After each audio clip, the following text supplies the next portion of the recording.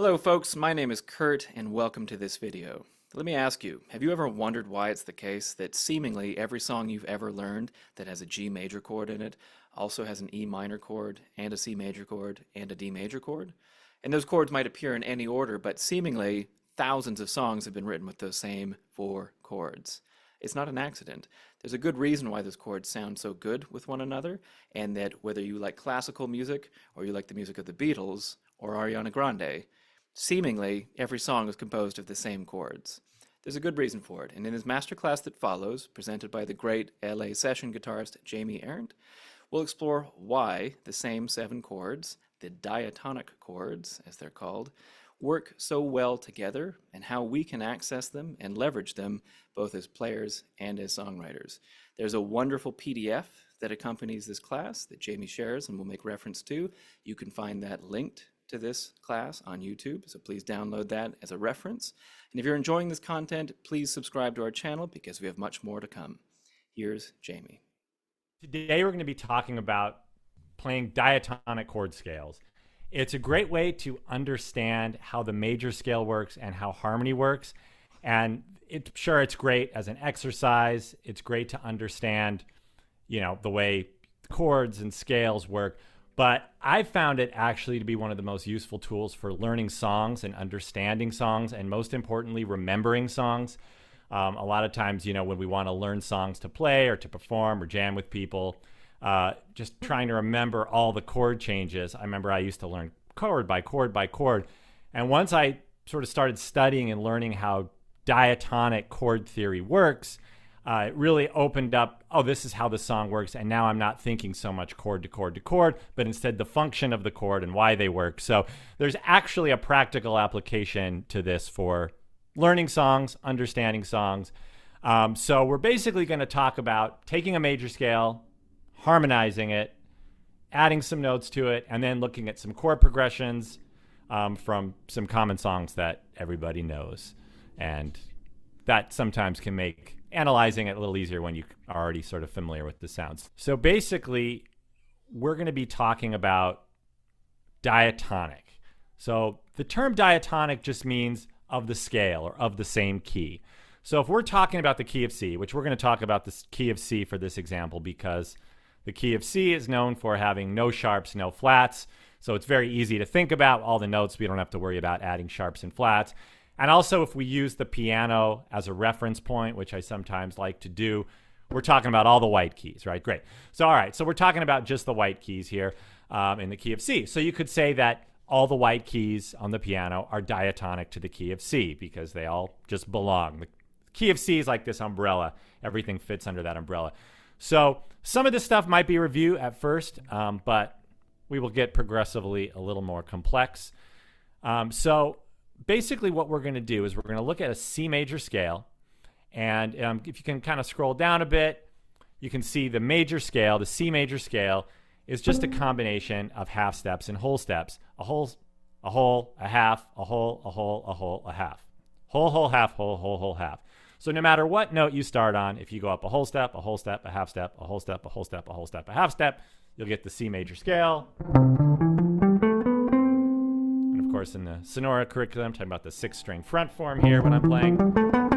So if you look at the piano, and there's a little diagram of a piano there, you can see that the half steps between B and C and between E and F, there's no black key in the middle. So between those notes, those are our half steps of the major scale. So then I kind of wrote out here little 5th string front form here just so you can see. And we're going to apply scale degrees to those notes, right? We're going to give a number to each one of those notes in the major scale. 1, 2, 3, 4, 5, 6, 7. And of course, instead of 8, we go back to 1, which that's the span of an octave. 8 notes up in the scale. 8, octopus, octave, right? And if, by the way, anybody has a question along the way, just, either type it in the chat bar or you can go ahead and raise your hand or unmute yourself and stop me. So that's our major scale, right? Just our basic major scale. And it's very important to think about those scale degrees. 1, 2, 3, 4, 5, 6, 7, 1. Because those numbers are going to help us to build chords. So moving on to page 2. now we're going to build triads out of our major scale. And of course, a triad is a 3-note chord. We have a root, some sort of third, some sort of fifth. So if we take our C major scale, and now I'm just going to play just a little 5-note C major scale, starting with my third finger on the 5th fret, here at the G string, the 3rd string, C, D, E, F, G. We're just going to go the first 5 notes of the scale. So if we wanted to build a triad, building triads, this construction of these chords uses something called tertian harmony, which sounds like a fancy, confusing word, but really all it means is in thirds. We're building chords in thirds. So what we're going to do is we're going to take our first note, C, and count up 3 notes, including the note we're on. 1, 2, 3, and that gives us an E. You can play your C and your E together. It's a major third. And then we're going to go up 3 more notes. E, F, G, and if we add that G, we just get a C major triad. C on the G string on the 3rd string, E on the 2nd string, G on the top string, on the high E string. And there's a C triad. So the easiest way to think about building a C triad is just taking the root, the 3rd, and the 5th. And if you look at the way the major scale is written at the top of page 2 with the numbers, we're just taking the 1st note, skipping the 2nd note, adding the 3rd note, skipping the 4th note, adding the 5th note. So the C major triad is just every other note. C, skip D, E, skip F, G. Every other note, we get a C major triad. Boom, just like that. So if you scroll down a bit, you can see I circled those notes so you can really visually see how every other note of the scale, C, E, and G, make a C triad. So the next thing we're going to do, moving on to page 3, is we're going to go to the next note of a C major scale. Because remember, we're only dealing with the notes of C major scale, only dealing with the white keys on the piano. Go ahead and slide that 3rd finger up to the 7th fret, and we're going to do the same process, but remember, we're not going to do a D major chord because that would involve an F sharp, which is not in our key. And the thing is, if you do this on a piano, it's very easy to see. You know, C, E, and G is just every other white key. And then to get to this next chord, you start with a D and you do every other white key, and you could do this the whole way through. But on the guitar, it's a little more difficult for us to spot the white keys or spot the notes of C major because the guitar is not laid out like that. We have these horizontal lines that make up the strings. We have vertical lines that are the frets. So we might encounter some different shapes. So we're going to take that D, and we're just going to do this every other note thing. So we'll play a D, we'll skip an E, and we'll play an F. And then to add our next note, we're going to take that F, we're going to skip our G, and add an A. D, F, A, and that gives us a D minor triad. So you can see now, because we're keeping things diatonic, or relative to the key of C, we're keeping it all related under this C umbrella. Our alphabet, our vocabulary for this is only the notes of C. It comes out naturally as a D minor triad. D, skip E, F, skip G, A. We get a D minor triad. And you can see with my little blue scribbles, we built this by just taking the 2nd note of the scale, the 4th note, and the 6th note. So we're just going every other note, starting with notes of the C major scale. And there's that chord written out. So if we were to continue this through the entire C major scale, and these are the notes written out, you can just see it's every other note. For example, the 3rd chord, we end up getting an E minor. E, skip the F, G, skip the A, play the B. So when we do this, we end up getting this series of triads. And I'm going to do this entirely up string set 1 through 3 for consistency. We get C major, D minor, E minor, F major, G major, A minor, B diminished, takes a little bit of a stretch there, and C major. And I have all these chord voicings written out on page 4. So you don't need to try to follow along with me. You can go ahead and look at those.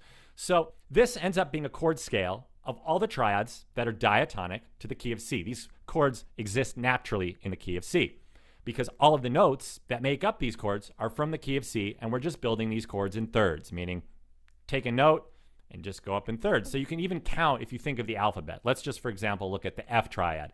F, G, A. So you just count up 3, F, G, A. So our next note is an A, and then A, B, C. Our note after that would be C. We get F, A, and C. So how you can practice this is just play it like you would any other scale.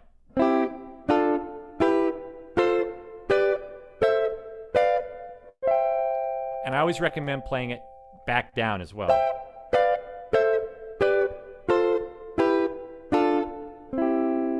So you'll notice that this particular triad is just a root position triad built from the root, the third, and the fifth on top. So in all these chord voicings, the root is always going to be on the bottom, the third is always going to be on the second string, and the fifth is always going to be on the top string. Therefore, your third string is playing a C major scale. Then if you add in that second string,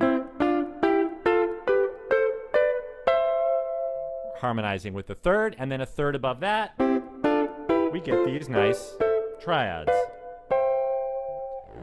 So you can practice that, put your metronome on, practice it, and then try it in other keys too. And if you try it in other keys, but using this string set, I recommend, if you don't want to, you might run out of space on the neck. So say you're trying it in the key of G, especially if you're playing acoustic guitar, you can just drop the octave, so on and so forth. What we can then do is we can put, if you go back to page 2, you'll see I added Roman numerals. This is that second little system of page 2 to each of these chords. That way, no matter what key we're in, we can just assign numbers, just like we assign numbers to the major scale with scale degrees. 1, 2, 3, 4, 5, 6, 7. Well, now we're going to assign the same kind of numbers to chords, but we're going to use Roman numerals. That's kind of the universal system. And you'll notice that when a chord is major, it's an uppercase Roman numeral. When a chord is minor, it's lowercase. So you can see in that harmonized in thirds to make triads page, we have C is the 1 chord, and that's uppercase. The 2 chord, the 3 chord, the 4 chord, the 5 chord, the 6 chord, the 7 chord, and back to the 1 chord. So no matter what key you're in, this relationship will exist. We could be in the key of E, the key of D. No matter what key you're in, if you're talking about diatonic to the major scale or diatonic to the 1 chord, the major 1 chord, the 6 will always be minor. The 4 will always be major. If we're sticking to diatonic, we'll talk about what happens when we kind of break the rules. But so now go ahead and you can go back to page 5, and we're going to talk about diatonic chord progressions. So I'll give everybody a second to get to page 5.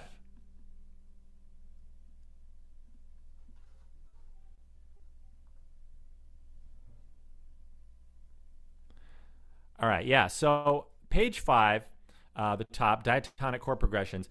We can build chord progressions using these diatonic chords. And the most common, and I linked something comedic example of a diatonic chord progression is 1, 5, 6, 4. So now, of course, I've sort of abandoned our triad shape. That was more of an exercise, and I'm just using good old-fashioned open position voicings here.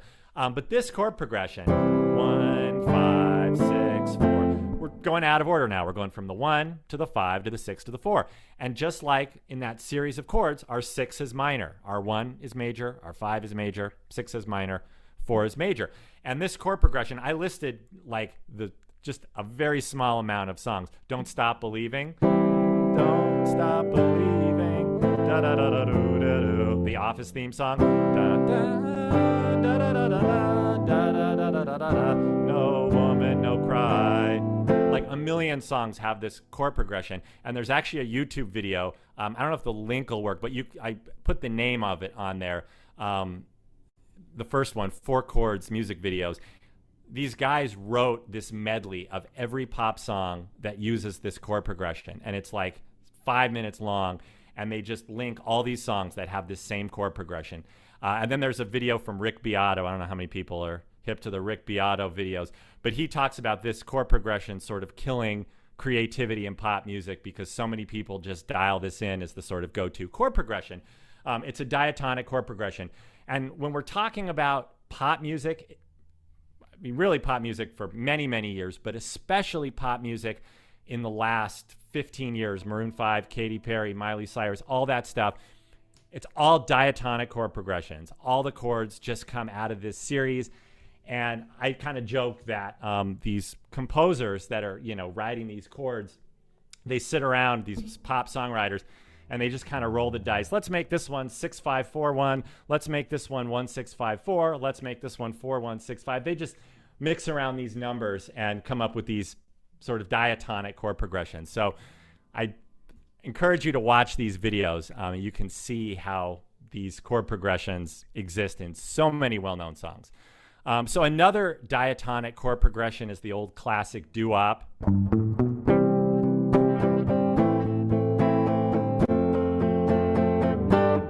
1 6 4 5 1 6 4 5, right? C, A minor, F, G, or 1 6 2 5. Let's go to D minor. 2 is our 2 chord. That's our 5 chord. So a lot of common chord progressions can be built just using chords based out of one scale, the C major scale. And definitely check out these videos. You'll get a good sense of how that all works. Any questions on that? Cool.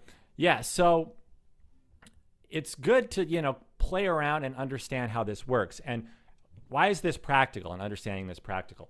So a lot of times when you're learning songs, you might be thinking chord to chord. So let's just take a look at that doo-wop progression, the 1 6 2 5. Let's think about that one.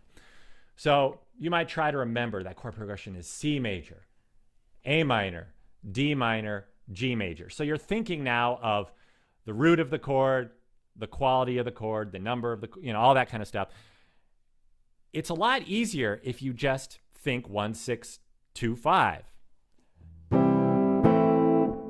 Once you get an understanding of how this order works. And the reason why is, say you want to change keys. Say you're playing with a singer and 1 6 2 5 is not in their range, in their key. So if you had to think quickly, okay, well, the singer wants to take it a bit lower, maybe down to the key of A. So you might have to think, all right, well, I don't know how to do those. You might have to look around for the capo and then the chord. But if you think, okay, I know my diatonic chords, I know that 1 in the key of A is going to be major, 6, that's going to be F sharp, and you can use your major scale as a reference point. 1, 2, 3, 4, 5, 6. Okay, well, there's the 6th note of my major scale. So I know the 6th chord is going to be an F sharp. 1, 2, 3, 4, 5, 6, that's an F sharp. 6 is always minor in a diatonic chord progression. What's my 4 chord? I'm going to count up 4 notes in the scale. 1, 2, 3, 4. 4 is D. So D is going to be my 4 chord. 1, 2, 3, 4, 5. 5 is going to be my 5 chord. I know that's major. So now all of a sudden, I have this chord progression. 4, 5, or if you do the 2, 1, 2, 2 is going to be B minor. Diatonically, we know that a 2 chord is minor. So all of a sudden, I can figure out this chord progression in any key, and I'm not doing crazy transposing, and I'm using the major scale as a reference point. And I'm a mentor with Sonora, and a lot of times my students ask, okay, I get why I'm learning the major scale as an exercise, and I understand why I'm learning it maybe as a tool for improvising or for understanding the guitar neck. But one of the ways the major scale can be really helpful is when you're trying to figure out diatonic chords, you can figure out the 6th of any key just by counting up 6 of your major scale. 1, 2, 3, 4, 5, 6. If you're in the key of G, that's going to be E. So diatonically in a chord progression in the key of G, my E is going to be minor because I know the 6th chord is minor. So that way you can transpose in any key and use your major scale, your good buddy, the major scale, to help you find the roots. And then you already know the qualities of the chords if you memorize this series. Then you can play in any key. Don't necessarily need to find the capo, and you can transpose on the spot.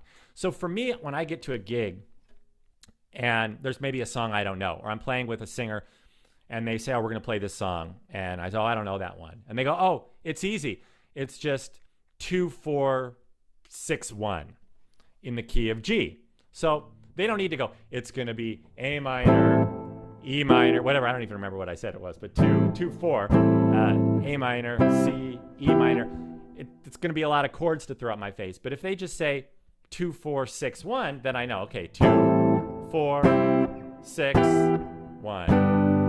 And I know what that chord progression is just because of the numbers. So it's a very easy sort of universal way of communicating. So you're not only understanding how these chords are built and how they relate to a scale, but also for incredibly common pop chord progressions. Questions there? Good. All right, cool. Moving on to page number 6. So we've just been dealing with basic triad chords or triadic chords. Like when you might have been playing these big open position chords like this C. But when we play this C, we have the basic triad, 1, 3, 5, C, E, G, and then another 1, and then another 3. So even though it's not a pure triad in the sense that it's 3 notes, it is a chord that involves the root, third, and fifth. So we haven't been dealing with sevenths or any other notes up until this point. But now, here we are, page 6. What's going to happen when we add one more note to our little stack? And we're just going to continue with our little every other deal. 1, 2, 3, 1, 2, 3, 4, 5. 1, 3, 5. Well, from 5, we're going to skip 6. We're going to add 7. So now we're getting into 7th chords. All right, so the next note that we would add, keeping with this tertian harmony, stacking harmony in thirds, 1, 2, 3, 3, 4, 5, 5, 6, 7, would be the 7th chord. We're adding a 7th to the chord. So for our C, we're going to play a C, skip the D, play an E, skip the F, play a G, skip the A, play a B. And you can find the 7th just by counting up 7 in the scale. 1, 2, 3, 4, 5, 6, 7. So we're going to play a C major 7 chord. That's going to be our first chord in the series. But for this, the example that I've given it's a type of voicing called a drop 2 voicing. And won't get into too much about what drop 2 voicings are other than on the guitar, unlike a piano, to play a chord in the order of the notes, 1, 3, 5, 7, in ascending order, it can start to get a little bit tricky. A C major 7 chord like that, that's okay. But certain voicings, as we continue, they're much easier on the piano. On the guitar, you'll get some crazy chords. So what we do is we take one of the notes and we put it in a different octave. So for this C major 7 chord, which some of you might be familiar with, it's kind of like an A-shaped bar chord, but we're taking that root that we've doubled, the root that's on the 3rd string, and dropping it down to get a 7. Instead of 1, 3, 5, 7, we have the 1, the 5, the 7, and then we've taken that 3 and we've put it up an octave. We've put it up on the top. So that's all you need to know about that in this voicing, now all of a sudden for this particular series, and there are many, many different ways to do this, but the way that I've written it here, this particular chord series, the root is always going to be on the 5th string, the 5th will always be on the 4th string, the 7th will always be on the 3rd string, and the 3rd will be on top, which is on the 2nd string, for this particular example. So if we do the same process and just stack one more note from the major scale up in thirds to each of these chords, we're now going to get a new series, not triads, but with 7ths. And these 7th chords that naturally occur in our key of C major are C major 7, D minor 7, E minor 7, F major 7, G dominant 7, A minor 7, B minor 7 flat 5, also known as B half diminished, and C major 7. We reach the octave point. So once again, all these chords are constructed using notes diatonic or right from the C major scale, and we're just going up in thirds. But remember, the scale degrees for this chord, root, 1, 2, 3, 4, 5, the 5th, 6, 7, 1, 2, 3, so it's the third on top. The root, the 5th, the 7th, and the 3rd. And that's just to make this chord easier to play and more pleasant to listen to. So, once again, you have a nice chord scale, and you can practice it just like you would a major scale, like this.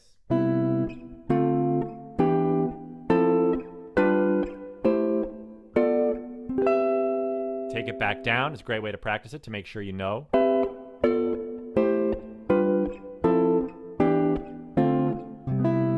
And because our root is on the 5th string, if I isolated just the 5th string, if I had each string as like a different track in Logic and I could mute everything else, my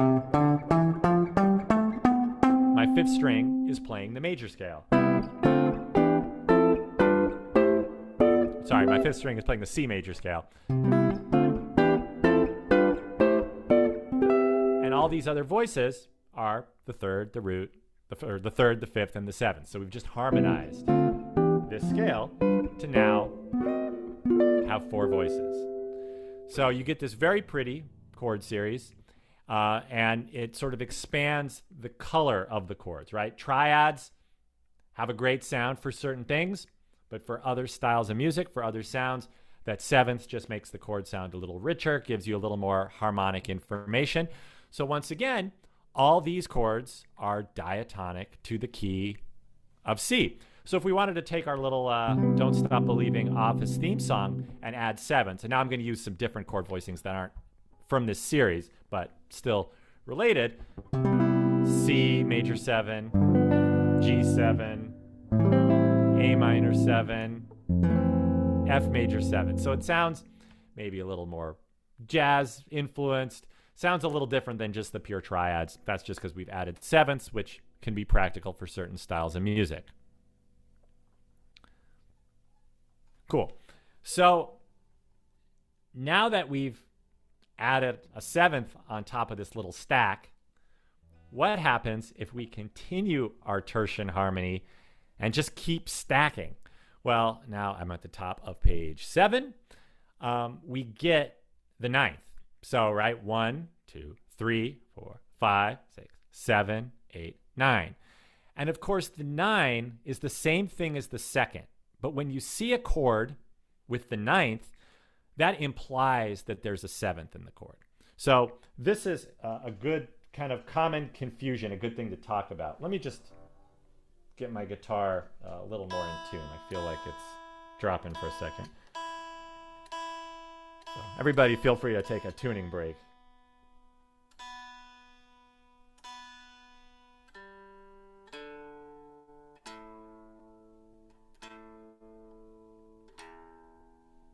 Okay, cool. So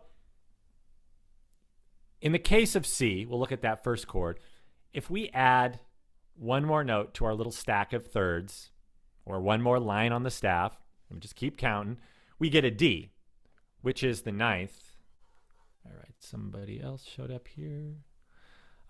We get the 9th. I'm going to go ahead and put the handout again in the chat bar for those who have recently arrived. And we are at the top of page 7 for those following along. So we're adding the 9th. So the 9th, in this case, in the key of C, in a C chord, is a D. So the 9th is the same thing as the 2nd, right? You might be saying, well, D is the 2nd note of my scale, so why are we calling it the 9th? C, D, E, F, G, A, B, C, D. Because we're thinking of that note on top of our 7th chord. So if we were to continue counting, 1, 2, 3, 4, 5, 6, 7, 1, 1, 2, 3, 4, 5, 6, 7, 8, 9. We're pretending that the scale just keeps going and we're going to add another number to it. And the reason we do that is it makes it a little easier to write things. Because if I wanted to write a chord like, for example, a C major 9, which is written here, which is a chord I actually gave you that voicing. Very pretty little voicing there. We have the root, the 3rd, the 7th and the 9th, we're ditching the 5th here because we're going to keep it a 4-note voicing. And the 5th doesn't really do much for us. The root's important. The 3rd tells us it's major. The 7th is the major 7. And the 9th is the pretty color tone, the pretty extension that we're talking about adding to the chord. The 5th, the 5th is just kind of hanging around. So for this particular voicing, we're ditching the 5th. So when you see a chord with a 9 written in it, it's implied that there's already a 7th in the chord. If we wanted to add that D to a C chord, like something like this, which is a nice like pop rock chord, C the root, E the 3rd, G the 5th, and D, we would call that an add 2 chord, the 2nd. We're only going to call it the 9th when there's a 7th in the chord because the 9 belongs above a 7. When there's no 9 in, or when there's no 7 in the chord, we're just going to call that an add 2. So this is a C add 2. This is a C major 9 because it has that major 7, that B in there. And that just makes it a little easier. So when we write out these chords, we don't have to see C major 7, 9 and put all these numbers in. We'll just call it C major 9, and it's implied that if there's a 9 in the chord, the 7 also exists. So if we add 9s to the chords, we get C major 9, D minor 9, E minor 7, flat 9, which is a chord you'll never play, F major 9, G9, which is a dominant chord. So the G9, the 5 chord, the dominant chord, it would be G7. We've added the 9th. Now it's called G9. We don't call it G7, 9. We just call it G9. So if you ever see G9 written on the page, that's just a good old G7 with the 9th on top. And we'll talk about some specific voicings and applications for that in a second. A minor 9, B half diminished, flat 9. And this is another chord. Don't need to worry about that. By the way, that little symbol, the little circle with the line through it, that's a shorthand way of writing minor 7, flat 5. The same thing as half diminished. Just an easy way then to save whoever's writing out music from having to write more letters and numbers. So if we were to continue adding, stacking using this tertian harmony system, above the 9th is the 11th and then the 13th. So in the case of C, C, D, E, F, G, A, B, C, 1, 2, 3, 4, 5, 6, 7, 8, 9. D is the 9th. F is the 11th. And A is the 13th. And so these notes, the 9th, the 11th, and the 13th, the 9th is just the 2nd on top of a 7th chord. The 11th is just the 4th on top of a 7th chord. And the 13th is just the 6th on top of a 7th chord. These tones, these notes, the 9th, the 11th, and the 13th, they're not essential for the chord. If we're thinking about a chord, the root is, of course, important because it's the root. The 3rd tells us whether a chord's major or minor. The 5th doesn't tell us too much unless we're talking about a diminished or flatted 5th chord. And the 7th tells us whether it's a major 7, a dominant 7, a minor 7. So 7th's important. So these other notes, they're not really important for the quality of the chord, but they're important for the color of the chord. They make the chord sound a little more interesting, a little more colorful. So I didn't include all the options here, but I'm just giving you a few examples of adding some of these color tones or extensions to these diatonic chords. And some of these don't have the root in them. It's okay to play a chord without the root, especially if you're playing along with a backing track or playing in real life with another guitar player or a bass player. It's the bass player's job to play the roots. So we're going to let the bass player, do what they're getting paid to do by playing roots. That frees us up to add some other notes like the 9th, the 11th, and 13th to the chord. So C major 9, nice chord there. D minor 9, this is the root, the flat 3, the flat 7, and the 9. Nice chord. You hear that a lot in jazz, bossa nova, neo-soul. So then, what about this next chord? The D minor 11. Well, let's go back to that D minor 9. The D minor 9, I know that it's going to have that flat 7, just like a D minor 7 chord, because the 9 is implying that 7th is already in there. And if I know if it's D minor, it's going to have a flatted 7th. So could we have two different extensions, a 9 and an 11 in the same chord? Well, if we look at that D minor 11, this chord, we don't have the root now. We've ditched the root. We're going to let the bass player or the backing track or your looper deal with the root. We have the flat 3, the 5th, the 9th, and there's that 11th on top. So if you put the D, you actually could put the D in the bottom if you put your middle finger on the 5th fret. It's just a little bit more of a stretch. All of a sudden, listen to a regular D minor 7.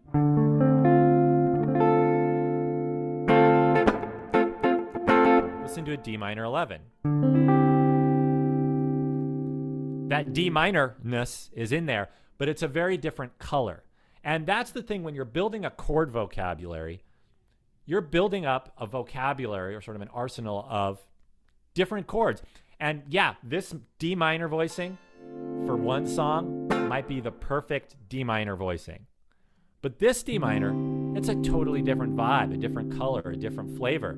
And that might be the D minor for the situation. It's kind of like, you know, different varieties of wine or something. You know, a certain red wine pairs well with a certain, you know, kind of meal, whereas a white wine might go better with a seafood meal. They're both wine, you know, these are both D minor 7s, but we have all these different options depending on the genre, depending on the instrumentation you're playing with, depending on the song, depending on where you want to be on the neck. So adding these different notes just widens your chord vocabulary and the colors. You know, you can also think as a rhythm guitar player, or same thing playing lead lines, you're kind of like a painter. I always use this analogy that has a big, you know, palette with different colors. And an artist knows exactly when to use a certain sort of red. They might not use all the colors on that palette at the same time or in the same painting or in the same part of the painting, but they're all there and the artist can sort of pick and choose and blend with what they need. So if we add 11s to chords, if we do that with an F chord, an F major 7, we get F major 7 sharp 11, which is a Lydian chord, which is kind of a mysterious sounding chord. An easy way to play that, the voicing that I wrote, just like taking an F major 7, but I'm going to take my first finger and bring it all the way up here to the 7th fret on the first string. But we can sort of imagine there's an F in the bass. And it's kind of a mysterious color to add to an F major 7. And then, yeah, so if you want to take a second to try to play that and hear it, you know, it's a little more introspective, melancholy. I don't know what word you'd want to use for it, but it's a different vibe, right? So then, of course, when we're talking about dominant 7 chords, a note that people often add to dominant 7 chords are the 9. So here's the voicing here. This is a great chord for funk and blues. And I didn't include this voicing here, but if you sort of reshape this chord, you can keep your first finger planted, but then take your second finger, your third finger, and your fourth finger and put them on the 10th fret on the third string, second string, and first string. We get what's known as the James Brown chord, which is just a dominant 7 chord with a 9th. So this version that's written on the page, you have your root, your third, your flat 7, and your 9. But what we're going to do, I'm going to get rid of the root. We're going to let the bass player deal with the root there. And I'm going to do the third, the flat 7, the 9, and the 5th. That reverb off. So, you know, James Brown, every James Brown tune, or not every James Brown tune, but many have that sound. Of course, you know, everybody knows Papa's Got a Brand New Bag. That's just this chord with a 9. And you can hear it's a subtle difference. Here's just an E7 without the 9. With the 9.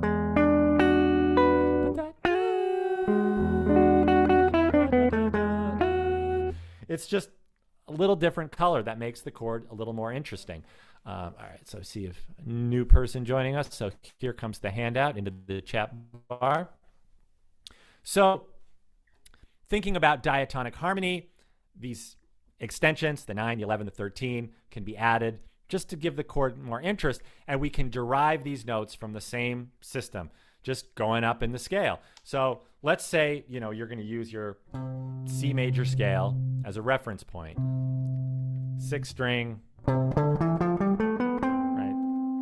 6 string front form, 1, 2, 3, 4, 5, 6, 7. And if we call this 8, we can see D is 9, F is 11, A is 13. So you can figure out, what these extensions are just using your major scale. So the major scale is like this little handy dandy pocket dictionary that you can always look things up in. It's a great reference point for finding out how to build chords. And so always go back to that major scale. If you need to figure something out, just play your major scale. All right, questions, because I know that was a lot talking about those extensions. Cool. All right. So we're not going to dig into the modes here, at least now.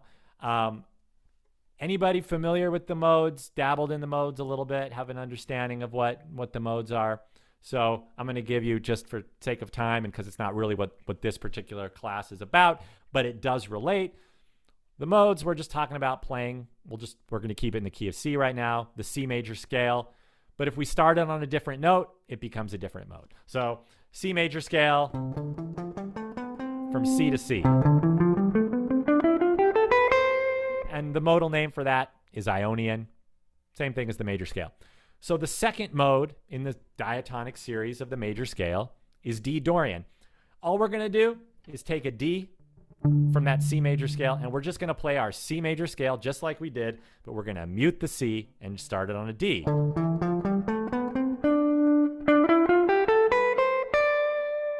And we'll end it on a D. We'll go one note higher. So the D Dorian mode, all that is a C major scale from D to D. We're going to use the same notes. We're going to skip C, C, D, E, F, G, A, B, C, D. And we're going to go up one to D.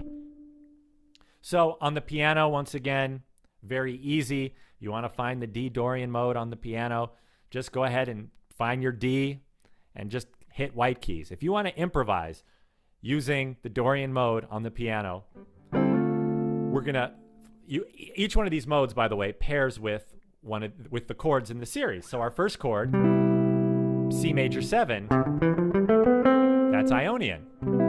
Our second chord, D minor 7, that chord pairs with the Dorian scale, or the C major from D to D. So if I play, I'm going to just put in a little C major 7 groove here. Sorry, I need to clear off my looper.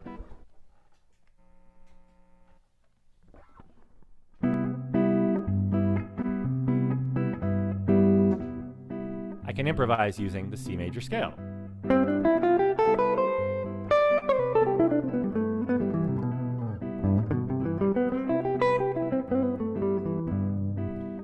Now if I put in a D minor, which we know D minor is the second chord in our diatonic series. Oops, do that. Here we go. All right, here's the D minor, second chord in our diatonic series. Boy, sorry, this thing is not clear enough. New looper. All right.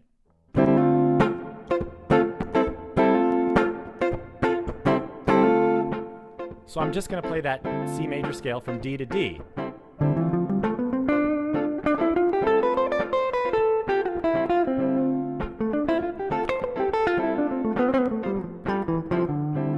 All of a sudden that C major scale has a very different sound or a different color. It doesn't sound like the happy old major scale we're used to. It's still the same major scale, but now we're playing it over the second chord in our series. So, and we're starting it on the second note of the major scale. So we're going to call it D Dorian. And the reason that we do that, because it saves us from having to say, I'm playing a C major scale over a D minor 7 chord. It's a mouthful. Instead, just say D Dorian over D minor 7 chord. We want the name of the scale to match the name of the chord. So your major scales that you're learning in the Sonora curriculum will actually be very helpful for improvising in a lot of different situations over any of these chords. And if you're not familiar with the modes, you can go ahead and try a C major scale over any of the chords in this series. C major 7, D minor 7, E minor 7, F major 7, G7, A minor 7, B minor 7 flat 5, or B half diminished. And you'll get the sound of all these different modes, which will, expand your lead vocabulary, your improvising vocabulary. So that's the little cliff notes of the modes, but it also relates to this particular way of thinking diatonically. And, it's kind of a helpful way to look at it. So if we were on the piano and I put this little D minor vamp on, I could find anybody who's never played music or piano or thought about anything. And if I told them, just go ahead and start hitting white keys on the piano, everything they play from the white keys, which is diatonic to the key of C major, would work over this D minor 7 vamp because it's diatonic. It's all part of the same family. So on the guitar, right, like I said, it's a lot harder for us to find out where those white keys are in this particular key, in D minor. But on the piano, you can see how it lays out, whether you're playing a D minor, an E minor, an F major, a G dominant 7. If you're playing white keys, which are diatonic, once again, there's that word diatonic, to the key of C, they're all going to work because they're all part of the same family. You can think of C major as just this big sort of umbrella, and this is everything that falls in underneath. So now that we have our 7th chords, a great example of a chord progression that you might have heard of that involves thinking of these Roman numerals, but also 7th chords, a 2-5-1, which you hear a lot about in jazz. Every jazz improviser is talking about playing 2-5-1s. So in our key of C, 2-5-1 is just D minor 7, G dominant 7, C major 7. And of course, there are many ways to navigate that and to play that. But that's a diatonic chord progression. The 2 chord, D minor. The 5 chord is a dominant chord, in this case G. The 1 chord is major. So once again, for transposing, if say we're talking about 2-5-1 and you've learned this order, let's say we want to do a 2-5-1 in the key of G. All right, well, the key of G, I'll use my major scale. I know 2 is going to be A minor. 1, 2, 3, 4, 5. I know 5 is going to be D7, because the 5 chord is dominant. And of course, 1 is going to be G, the tonic, or the root of the scale. A minor 7, D7, G major 7. So I can figure out a 2-5-1 in any key knowing this. So the 5 chord is another important thing to think about when we're talking about diatonic chord progressions and thinking about harmony. Back in the days of yore, hundreds and hundreds of years ago, when the Gregorian monks were writing the rules for Western music theory and laying the groundwork for classical music, what we know as classical music, they went through this series, these composers, and realized that there's one dominant 7 chord, right? The 5 chord. In all these instances, the dominant 7 chord, the 5 chord. And to their ears, this G7 sounded really dissonant. And so in those days, this chord had one job and one job only, to get you back to 1, or at least most of the time. And so you can think, you hear very commonly in music from the classical era, this type of cadence. You hear that very often. That's the 5 chord, G7, going to C major, the 1 chord. And there's an important relationship between that F, the flat 7 of the G chord, and E, the 3rd of the C chord. So in those days, that was the role of the 5 chord. And it's still in many songs, the role of the 5 chord, the dominant 7 chord, is there to get you back home. Even in contemporary music, in pop music, the 5 chord can be used as a way to get you back home. But to their ears back then, this was this crazy point of tension that needed to be resolved. Of course, over time, things have changed. Music has evolved. People have broken rules. We have the blues. We have music that's come from other cultures. And so now to our ears, we can hear a G7.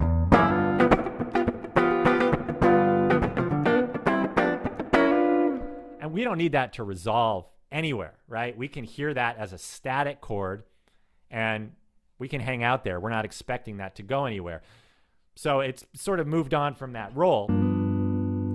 Like in the blues, for example. In the blues, we have a 1 chord, a 4 chord, and a 5 chord, right out of our major scale. If we're in the key of G, just pick the key of G now. 1, 2, 3, 4, C is our 4 chord, D is our 5 chord. Once again, think about the major scale and diatonic harmony. But we're going to substitute in the blues. All 3 of those chords are going to be dominant 7 chords. There's our 4 chord, 1 chord. 4 chord is a dominant 7 chord. 1 chord is a dominant 7 chord.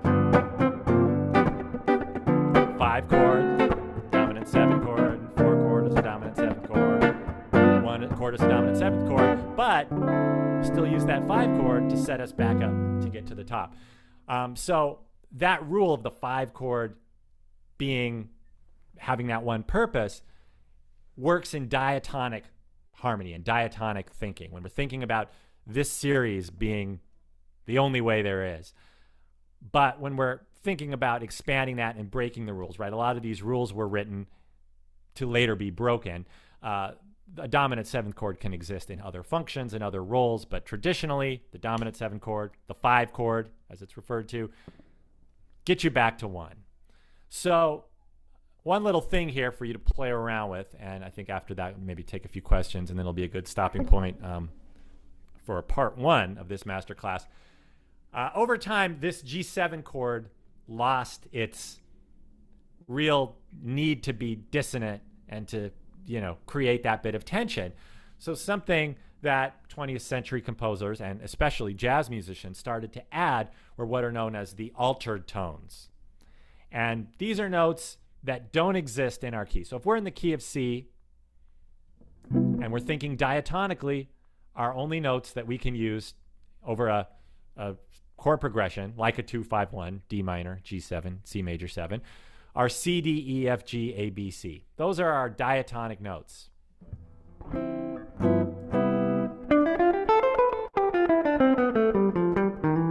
right, that's just right out of the major scale. Everything I played was from C major scale. But if we wanted to add a little bit of tension to our 5 chord, when we go back to the 1 chord, we can add what are known as the altered tones. And those tones are the flat 5, the sharp 5, the flat 9, and the sharp 9. And once again, you can find that so we'll think of this because it happens. This is meant to happen over a dominant 7 chord. So we're in the key of C, but we're thinking about our G7 chord. 1, 2, 3, 4. Well, there's the 5. So our flat 5 note, that's going to be just a half step down from the 5. Our sharp 5 is just going to be a half step up, or the 9. 1, 2, 3, 4, 5, 6, 7, 8, 9. A is our 9th. So the flat 9 is going to be just a half step down, A flat. The sharp 9 is going to be a half step up.